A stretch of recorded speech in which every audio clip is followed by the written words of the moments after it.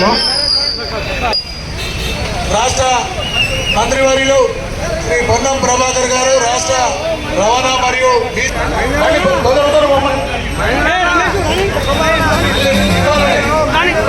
కాలాతీతమైన దయచేసి ముందు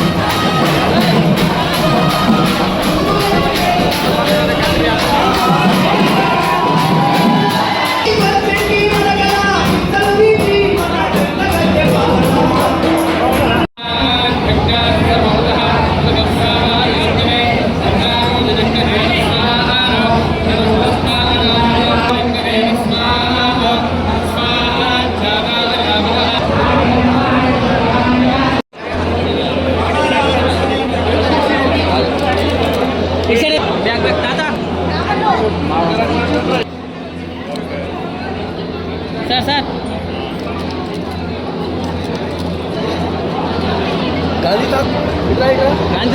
మొత్తం అవుతుంది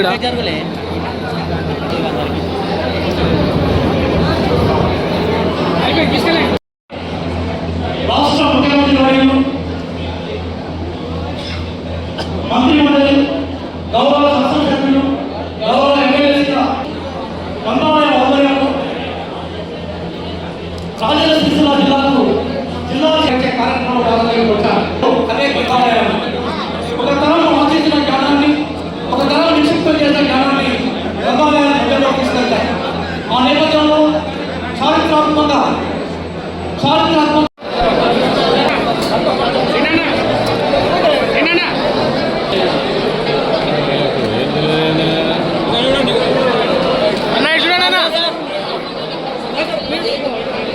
చూడండి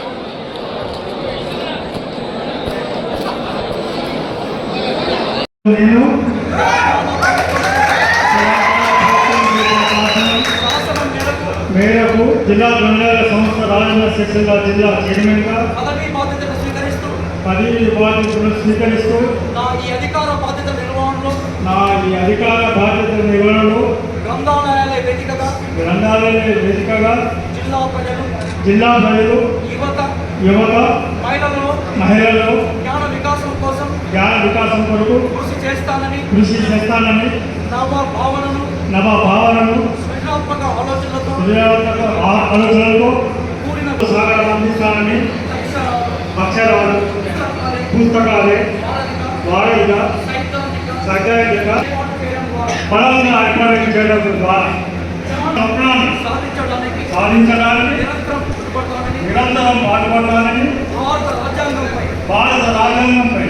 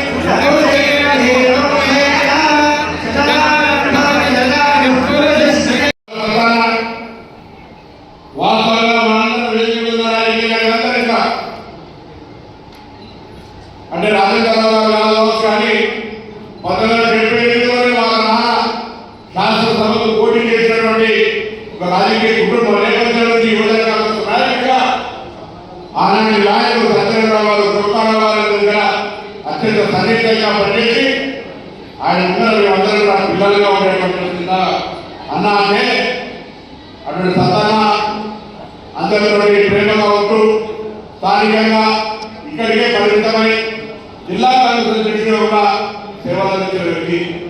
వాస్తవంగా ఎక్కడ కంటే తనకు రాష్ట్ర స్థాయిలో ఒక మంచి పదవి కావాలి, చాలా కాలంగా శ్రమ పడతా ఉన్నా అనే ఒక ఆకాంక్ష ఉంది. తప్పకుండా ముఖ్యమంత్రి గారు ఈ యొక్క లైబ్రరీ చైర్మన్ ఇచ్చిందో తప్పకుండా భవిష్యత్తులో ఒక రాష్ట్ర స్థాయి బాధ్యతలు ఇస్తారనేటువంటి విశ్వాసాన్ని వ్యక్తం చేస్తున్నాం. ఎన్ని కష్టాలు వచ్చినా ఎన్ని ఇబ్బంది అయినా పార్టీని పట్టుకొని పనిచేసిన మీకు ఈ ప్రాంతంలో ఉన్నటువంటి పరిస్థితులలో కష్టపడి పనిచేసినా మీరు ఇద్దరు చెప్పినట్టుగా 1978 నుంచి కాంగ్రెస్ కుటుంబంలో ఉండి కూడా మరి ఇన్ని రోజుల తర్వాత అవకాశం వచ్చిందంటే ఏ విధంగా శ్రమ ఉన్న ఆలోచించాలి అదృష్టం కావాలనే మాటలు ఇలా శ్రమపడ్డారు చాలా మంది కార్యకర్తలు. ఇంతకుముందు ఆలస్యంగా కూడా చెప్పినాడు. తప్పకుండా ఈ సిరిసిల్ల జిల్లాకు సంబంధించి కరీంనగర్ లోక్సభ పరిధిలో 4 శాసనసభ్యులు ఉన్నాం, 3 పోటీ చేసిన అభ్యర్థులు ఉన్నాడు, పార్లమెంట్ అభ్యర్థులు ఉన్నాడు, మాజీ శాసనసభ్యులు, సీనియర్ కాంగ్రెస్ నాయకులు. ఈ పర్టికులర్ సిరిసిల్ల వేములవాడ ప్రాంతంలో ఇక్కడ ఉండేటువంటి కార్యకర్తలు కానీ ఈ ప్రాంత అభివృద్ధికి సంబంధించి ఎక్కడ కూడా నోటు రాకుండా చూసుకునే బాధ్యత మా అందరికీ మాట్లాడే సందర్భంగా మనం చేస్తాం. గతంలో కంటే ప్రయత్నం చేస్తాం. ఈరోజు ఇక్కడ కొంత గౌరవ ముఖ్యమంత్రి గారి పర్యటన సందర్భంగా అనేకమైనటువంటి చేనేత వర్గానికి కావచ్చు, లేదా దక్షిణ కాశీగా వేములవాడ దేవతానికి కావచ్చు, ఈ ప్రాంత రైతాంగానికి కావచ్చు, అనేక రకాలుగా మన ముఖ్యమంత్రి రేవంత్ రెడ్డి గారు 20 తారీఖున వచ్చినాడు. తప్పకుండా అనేక మంచి కార్యక్రమాలు జరగబోతా ఉన్నాయి. ఈ తదుపరి జిల్లా కలెక్టరేట్ రివ్యూ తీసుకుంటా ఉన్నాం. ఏమేమి కార్యక్రమాలు చేయాలి, ఏ విధంగా షెడ్యూల్ రూపకల్పన చేసే ప్రయత్నం చేస్తా ఉన్నాం. దయచేసి ఇవాళ ఒకటే మాట విజ్ఞప్తి చేస్తా ఉన్నాం. శాసనసభ ఎన్నికలని పార్లమెంట్ ఎన్నికలు మీరు చాలా గట్టిగా కొట్లాడినా సరే మనకు సమయం తక్కువ ఉండడం వల్ల రాజకీయ అభ్యర్థిగా మనం ఎక్కడికి వెళ్ళినా కూడా ప్రజలు సానుకూలంగా ఉన్నా కొంత ముందుగా అడ్వాన్స్ కావడం వల్ల మనం ఓడిపోయినప్పుడు కూడా మనం పనిచేసినటువంటి విధానం కష్టపడడంలో ఎక్కడ కూడా తక్కువ లేదని మనం చేస్తా ఉన్నాం. దయచేసి అదే ఉత్సాహంతో రేపు భవిష్యత్తులో స్థానిక సంస్థల్లో ఈ జిల్లా పరిషత్తో సహా అన్ని పార్టీ కైవసం చేసుకునే విధంగా మీరంతా కష్టపడండి. కనుక మేమందరం ఉంటామని మాట మనం చేస్తా ఉన్నాం. మా ఎన్నికలు అయిపోయి మీ ఎన్నికల నిరుత్సాహపడే అవసరం లేదు. ఇవాళ 10 నెలల ప్రభుత్వంలో మీరు ఎక్కడికైనా వెళ్ళి గల్లా ఎగిరెత్తి మాట్లాడగలిగే శక్తి మీద ఉంది. అలా తెలంగాణ ప్రజాపాలన ప్రభుత్వం ఏర్పడిన తర్వాత 45 గంటల్లో మహిళలకు ఉచితంగా బస్సు సౌకర్యంతో పాటుగా 5 లక్షల నుంచి 10 లక్షల వరకు ఆరోగ్యశ్రీ కార్యక్రమాలు ఇచ్చాం. దాంతో పాటుగా ఈరోజు 200 యూనిట్ల ఉచిత విద్యుత్ ఇస్తా ఉన్నాం. 5 లక్షల రూపాయలతో ఇందిరమ్మ ఇళ్ల ఎంపిక ప్రక్రియ ప్రారంభం కాబోతా ఉంది. 1 లక్ష రూపాయలు రుణమాఫీ చేయడానికి 5 సంవత్సరాలు ఏ విధంగా వాళ్ళు తీసుకున్నారో మీకు తెలుసు. దేశంలో ఏ రాష్ట్రంలో ఏ విధంగా రైతులకు 2 లక్షల రూపాయలు రుణమాఫీ చేసినాం. రుణమాఫీకి కూడా దయచేసి క్షేత్ర స్థాయిగా ఎవరైనా ఏదైనా మాట్లాడితే జవాబు చెప్పడానికి మీరు తగిన ఉండండి. ఎందుకంటే 1 లక్ష రూపాయల మాఫీ 1,50,000 2 లక్షలు చేసినప్పుడు కొంత కుటుంబ భూమికి సంబంధించి ఎవరైనా మిగిలింటే ఉండొచ్చు. వాళ్ళకు కూడా ఈ డిసెంబర్ లోపల మొత్తం రుణమాఫీ చేసే బాధ్యత ఈ ప్రభుత్వం మాట ముందుకెళ్తాం. ఎక్కడ కూడా అదేవిధంగా గట్టిగా చెప్పండి, రైతు రుణమాఫీ 2 లక్షల రూపాయలందరినీ చేసే బాధ్యత కాంగ్రెస్ ప్రభుత్వం చేసింది. 2 లక్షల పైన వాళ్ళకు దానికి కూడా మన వాస్తవంలో 2 లక్షల రూపాయలు చేస్తామన్నాం. అయినా 2 లక్షల పైన వాళ్ళు ఒక షెడ్యూల్ ఇస్తాం. ఆ పైన కడితే మనం ఎందుకంటే చెప్పడమే మీరు రుణగ్రస్తులు విముక్తులు కావాలని. కాబట్టి పైన కట్టిన తర్వాత ఆ 2 లక్షల వాళ్ళ ఖాతాలో వేసే విధంగా ఆ యొక్క ప్రక్రియ కూడా త్వరలో రాబోతోంది. దయచేసి ఎవరు కూడా అధైర్యపడతారని మాట సందర్భంగా మనం చెప్తాం. ఇది కాక అనేక కార్యక్రమాలు 500 సిలిండర్ కావచ్చు, లేకపోతే ఇంకా ప్రజాస్వామికంగా అన్నింటికంటే ఎక్కువగా ప్రజాస్వామ్యంగా మనం ప్రభుత్వాన్ని పరిపాలిస్తున్నాం. చూసిన నిన్న మనం గత ఒక్కసారి సిరిసిల్లలో, వేములవాడలో, సిద్దిపేటలో జ్ఞాపకం చేసుకుంటే సెక్షన్ 30 సంవత్సరాల పాటు ఉంటుండే. సెక్షన్ 30 అంటే లైక్ 144 సెక్షన్ లాగా నిరంతరంగా ఉంటుండే.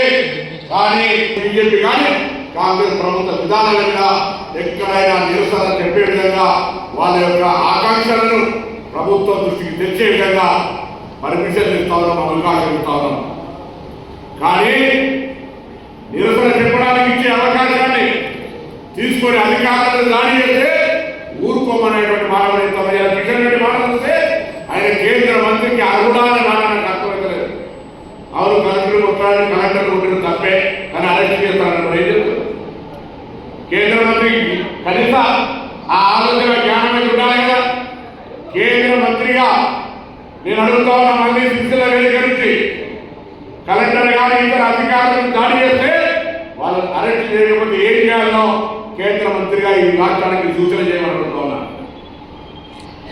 ఒకవేళ అక్కడ కొడంగల్లో పరిశ్రమ పెట్టడం ఇష్టం లేకపోతే మీరు నిరసన చెప్పవచ్చు, శాసనసభ వేదికగా మాట్లాడచ్చు, ఇందిరా భారతగా ధర్నా చేయొచ్చు, ర్యాలీ చేయొచ్చు, నిరాహార చేయొచ్చు. కానీ అధికారులను కూడా చూస్తూ ఊరుకునేటువంటి పరిస్థితి మాత్రం ఉండదు అని మాట మనం చెప్తాం. మీ పక్కనే మన తెలుసు మల్లన్న సాగర్ కావచ్చు, విడిమాల ముప్పు గ్రామాలకు సంబంధించి కావచ్చు, వేములవాడ సమస్యలు కావచ్చు, అక్కడ ఉన్నటువంటి కలికొండ చూడడం మా ప్రాజెక్టుకి సంబంధించి ఏ విధంగా మీరు అణచివేసిలో తెలిసి మర్చిపోతాం కదా.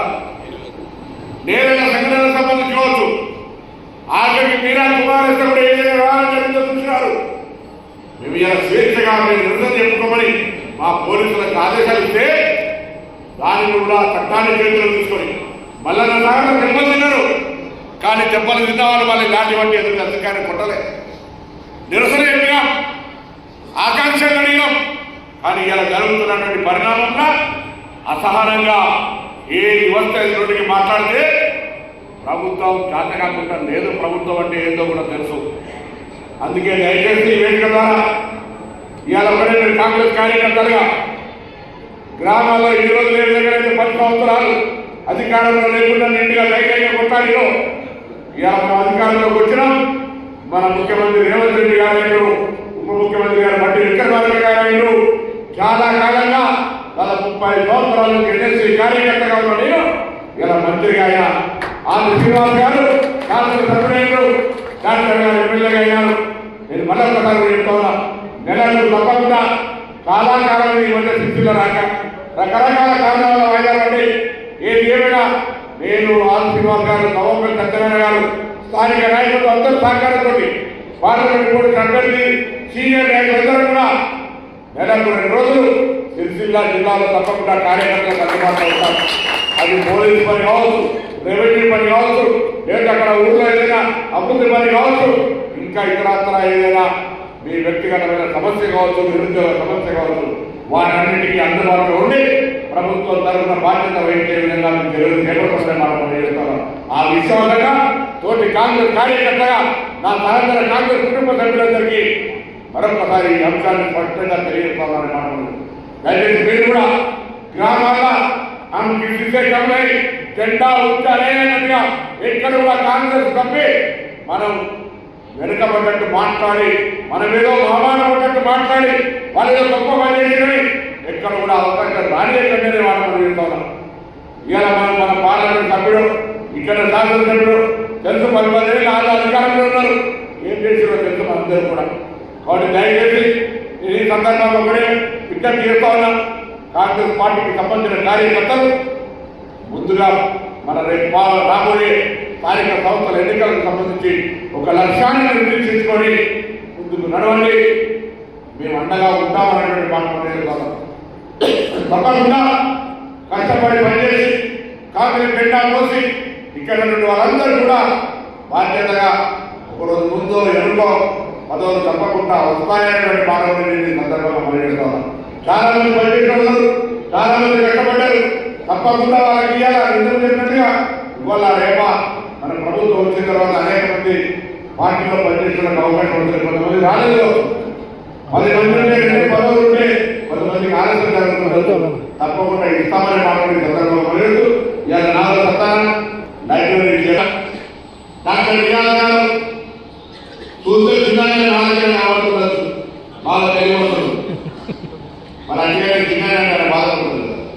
కానీ ప్రొఫెసర్ ఉద్యమకారుడు సిరిసిల్ల గ్రంథాలయంలో ఏమైనా తక్కువ ఈ ప్రాంతానికి మాట్లాడినట్టుగా ఇక్కడ ఉన్నటువంటి నిరుద్యోగులందరినీ మండలం తిరగండి, వాళ్ళ తల్లిదండ్రులకు కౌన్సిలింగ్ చేయండి, అవసరమైన వసతి సౌకర్యం ఏర్పాటు చేయండి, వాళ్ళకి అవసరమైన పుస్తకాలు తెప్పించండి, వాళ్ళ ఇక్కడ నుంచి పోటీ పరీక్షలు తయారు చేసి రేపు రాష్ట్ర స్థాయిలో జరిగేటువంటి జాబ్ క్యాలెండర్లో సిరిసిల్ల ప్రాంతానికి ఎక్కువ ఉద్యోగం రావాలని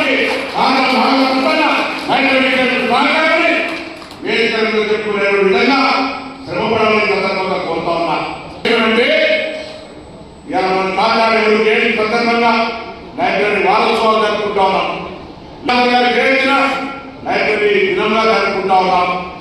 ఈ లైబ్రరీ అనేటువంటి జ్ఞానానికి పెంపుతున్నటువంటి నేను ఇక్కడ అందరూ పెద్దలకు తల్లిదండ్రులందరూ కూడా అనేక మంది ఉన్నారు. దయచేసి మీకు పుస్తకాలు చదివే అలవాటుతో లేదో నాకు తెలియదు, కానీ మీ పిల్లలందరికీ విధిగా చరిత్ర లేదా సైన్స్ మీరేం చెప్పదలుచుకున్నారో చెప్పండి, కానీ పుస్తకాలు చదివే అలవాటు మాత్రం దయచేసి పిల్లలందరికీ చేయటం కోరుతున్నా.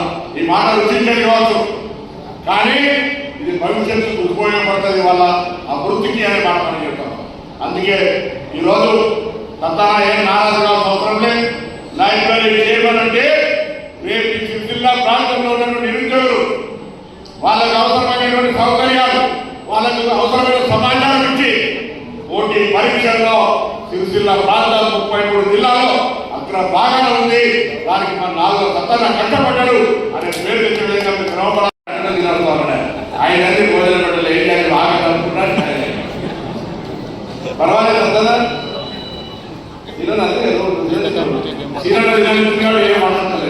ఏమంటున్నారు కూడా వేరు పేరున దయచేసి ఎప్పుడు ఏ పడినా స్థానికంగా రైతు గవర్నర్ ఆదిశ్రీనివాస్ గవర్నర్, ఇక్కడ ఉన్నటువంటి మా parliament member Rajendra Rao governor, Krishnaiah governor, Gandhi governor, ఇలా Narasaiah governor, Kobbari Prakash governor, Sangeetha Srinivas governor, వాళ్ళందరికీ కూడా వాళ్ళ చాలా మంది ఇక్కడ ప్రజలు మార్కెట్గా ఆ కేంద్ర అనుభవం దయచేసి ఇక్కడ కార్యకర్తలు ప్రతి కష్టాన్ని మీరు ఒక వేదికగా కావాల్సిన అవసరం ఉంది.